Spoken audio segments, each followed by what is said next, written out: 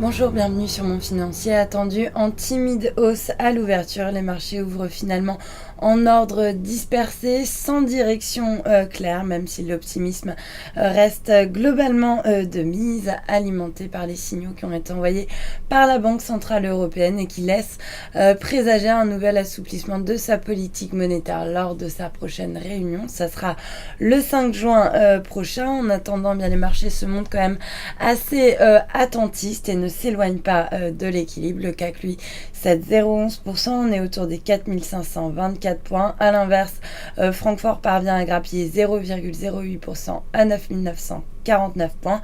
L'Eurostoxx cède 0,15% alors que Londres reste stable. Les valeurs liées à la consommation, elles se distinguent dans le bas du palmarès, plombé par un deuxième recul de la consommation des ménages français au mois d'avril, moins 0,3%. Donc ce mois-ci, une déception puisque le marché tablait à l'inverse sur un rebond de la consommation après déjà une baisse constatée de 0,6% le mois précédent.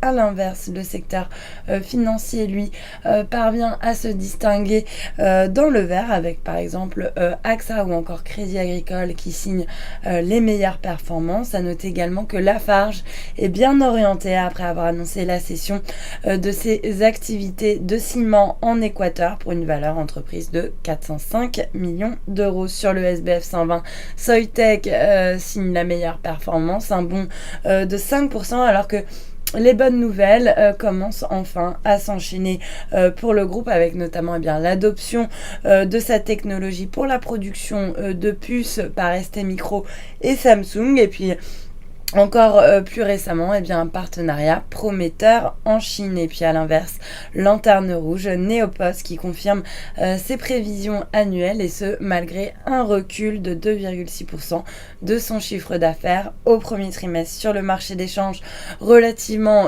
peu de mouvements. L'euro lui reste faible par rapport au dollar. On est autour des 1,3624. Il cède par ailleurs 0,19% face au yen autour des 138,77 yens. Et puis le billet vert lui aussi est plutôt mal orienté face à la devise japonaise autour des 101,88 yens. Et puis pour terminer, l'once d'or qui poursuit sa consolidation, moins 0,11% ce matin à 1268 $ l'once. Voilà pour l'ouverture, restez avec nous, très bonne journée.